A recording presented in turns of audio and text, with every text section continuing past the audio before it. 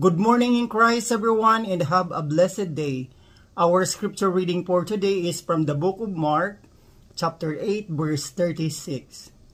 What good is it for someone to gain the whole world, yet forfeit their soul?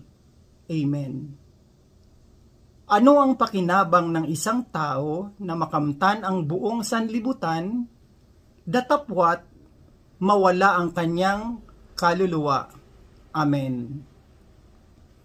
Ang passage po natin ngayon ay ang tinutukoy, aanuhin natin ang buong kayamanan or ang buong kapangyarihan kung ang ating soul naman ay mawawala.